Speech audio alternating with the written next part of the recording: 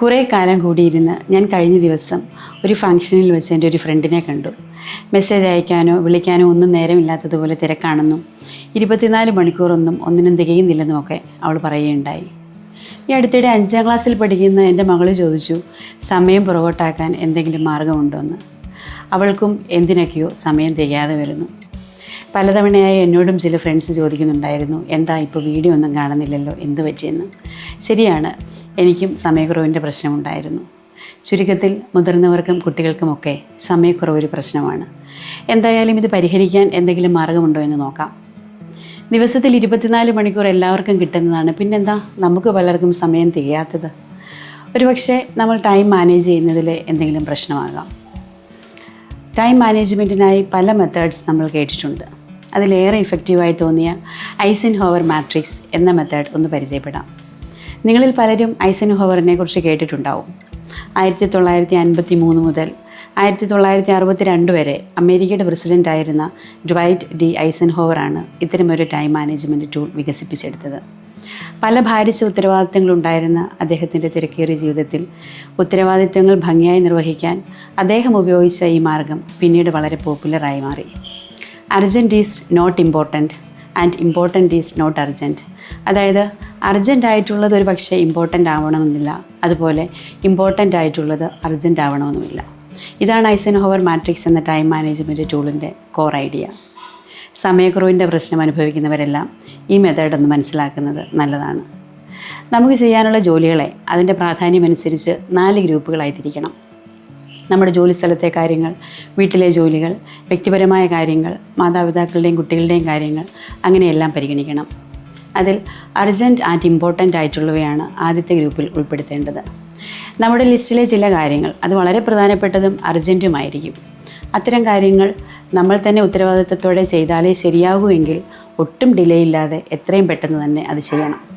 ഉടനെ ചെയ്തില്ലെങ്കിൽ നമ്മളെ മോശമായി ബാധിക്കുന്ന അല്ലെങ്കിൽ നമുക്ക് ഏതെങ്കിലും തരത്തിലുള്ള ലോസ് ഉണ്ടാക്കുന്ന എല്ലാ കാര്യങ്ങളും ഈ ഗ്രൂപ്പിൽ പെടുന്നതാണ്. ഉദാഹരണത്തിന്, വീട്ടിൽ ആർക്കെങ്കിലും പെട്ടെന്ന് അസുഖം വന്നാൽ ഉടൻ ഡോക്ടറെ കാണുക, ഡ്യൂ ഡേറ്റിന് മുൻപ് ആപ്ലിക്കേഷൻ അയക്കുക, ഗ്യാസ് സിലിണ്ടറിന് ലീക്കുണ്ടെങ്കിൽ അത് പരിഹരിക്കുക, ഉടനെ നടക്കാൻ പോകുന്ന ഇൻ്റർവ്യൂവിന് തയ്യാറെടുക്കുക, ഇമ്പോർട്ടൻ്റ് ആയിട്ടുള്ള ഒരു മെയിലിന് റിപ്ലൈ അയക്കുക, ഇതെല്ലാം ഈ ഗ്രൂപ്പിൽ പെടും. ഇനി രണ്ടാമത്തെ ഗ്രൂപ്പിൽ ഇമ്പോർട്ടൻറ്റ് ബട്ട് നോട്ട് അർജൻറ്റ് ആയിട്ടുള്ള കാര്യങ്ങളാണ് ഉൾപ്പെടുത്തേണ്ടത്. സമയമെടുത്ത് ആലോചിച്ച് ചെയ്യേണ്ട കാര്യങ്ങൾ. അത് വളരെ അർജൻ്റ് അല്ലെങ്കിലും ദീർഘകാലത്തിൽ നമ്മുടെ ജീവിത നിലവാരം മെച്ചപ്പെടുത്തുന്ന പ്രവർത്തനങ്ങളായിരിക്കും. ഉടനെ ചെയ്യേണ്ടാത്ത പക്ഷേ പ്രധാനപ്പെട്ട ഇത്തരം കാര്യങ്ങൾ ഷെഡ്യൂൾ ചെയ്ത് നമുക്ക് പിന്നീട് ചെയ്യാവുന്നതാണ്. ഉദാഹരണത്തിന്, വ്യായാമം ചെയ്യുക, സാമ്പത്തിക പ്ലാനിംഗ് തയ്യാറാക്കുക, കുട്ടികളുടെ ഭാവി പഠനത്തെക്കുറിച്ച് തീരുമാനിക്കുക, സ്വന്തം കഴിവുകൾ വികസിപ്പിക്കാൻ വേണ്ട കാര്യങ്ങൾ ചെയ്യുക, ഡ്രൈവിംഗ് പഠിക്കുക, അങ്ങനെ പലതും.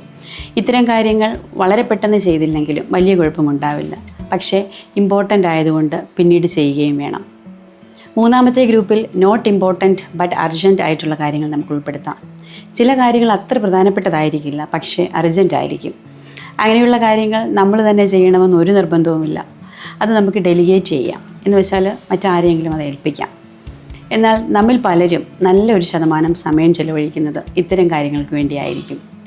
എല്ലാം നാം തന്നെ ചെയ്യണമെന്ന് വിചാരിക്കാതെ നമുക്ക് പകരം ഉത്തരവാദിത്തത്തോടെ അത് ചെയ്യുന്ന മറ്റാരെങ്കിലും ഏൽപ്പിക്കാവുന്നതാണ്. ഉദാഹരണത്തിന്, സ്ത്രീകളെ സംബന്ധിച്ചാണെങ്കിൽ വീട്ടിൽ അലങ്കോലപ്പെട്ട് കിടക്കുന്നതൊക്കെ അടുക്കി വൃത്തിയാക്കി വയ്ക്കുക, അലക്കിയ തുണി വിരിക്കുക, തുണി മടക്കുക തുടങ്ങിയ കാര്യങ്ങളൊക്കെ വീട്ടിലുള്ള മറ്റാരെങ്കിലും ഏൽപ്പിക്കാം.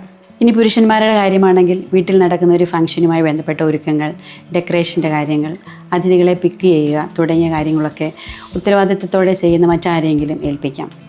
ജോലിസ്ഥലത്താണെങ്കിലും ചില കാര്യങ്ങളൊക്കെ നമുക്ക് പകരം മറ്റാരെങ്കിലും ചെയ്താൽ മതിയെങ്കിൽ അതിന് യോജിച്ച ആളെ അത് ഏൽപ്പിക്കാവുന്നതാണ്. ഇങ്ങനെ ചില ജോലികൾ മനഃപൂർവ്വമായി ഒഴിവാക്കിയാൽ അതിലൂടെ കുറച്ച് സമയം നമ്മുടെ ചില പ്രധാനപ്പെട്ട കാര്യങ്ങൾക്ക് വേണ്ടി ഉപയോഗിക്കാൻ നമുക്ക് സാധിക്കും. നാലാമത്തെ ഗ്രൂപ്പിൽ not important and not urgent ആയിട്ടുള്ള കാര്യങ്ങളാണ് നമ്മൾ ഉൾപ്പെടുത്തേണ്ടത്.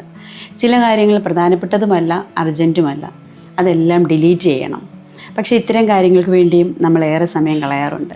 പുരുഷന്മാരും സ്ത്രീകളും കുട്ടികളുമൊക്കെ ഈ കാര്യത്തിൽ ഒരുപോലെയാണ്. ഉദാഹരണത്തിന്, അനാവശ്യമായി സോഷ്യൽ മീഡിയ സ്ക്രോൾ ചെയ്യുക, സമയം കളയാൻ യൂട്യൂബ് വീഡിയോസ് മാറി മാറി കണ്ടുകൊണ്ടിരിക്കുക, ഗോസിപ്പ് സംസാരിക്കുക, ഒരുപാട് നേരം മൊബൈൽ ഗെയിംസ് കളിക്കുക, ആവശ്യമില്ലാത്ത വിഷയങ്ങൾ ചർച്ച ചെയ്തുകൊണ്ടിരിക്കുക, ലേറ്റ് നൈറ്റിൽ പോലും ഉറങ്ങാതെ റാൻഡം എന്തെങ്കിലും കണ്ടൻറ്റ് കണ്ടുകൊണ്ടിരിക്കുക, ഓൾറെഡി കണ്ട സിനിമയോ സീരീസോ ഒക്കെ വീണ്ടും വീണ്ടും കാണുക, സ്ഥിരമായി ഫോണിൽ സ്റ്റാറ്റസ് സെർച്ച് ചെയ്യുക. ഇതെല്ലാം ഇമ്പോർട്ടൻറ്റോ അർജൻറ്റോ ഒന്നുമല്ല, എന്നാലും ഏറെ നേരം നമ്മളിതിനൊക്കെ വേണ്ടി സമയം ചിലവഴിക്കുന്നു. സമയം ഉചിതമായ രീതിയിൽ പ്ലാനിങ്ങോടെ ഉപയോഗിച്ച് കാര്യക്ഷമതയോടെ ജോലികൾ ചെയ്യാൻ സാധിച്ചാൽ തീർച്ചയായും നമുക്ക് സമയക്കുറവിനെക്കുറിച്ച് പരാതി പറയേണ്ടി വരികയില്ല. സമയക്കുറവിൻ്റെ പ്രശ്നമുള്ളവർ ഐസൻഹോവർ മാട്രിക്സ് ഒന്ന് പരീക്ഷിച്ച് നോക്കൂ.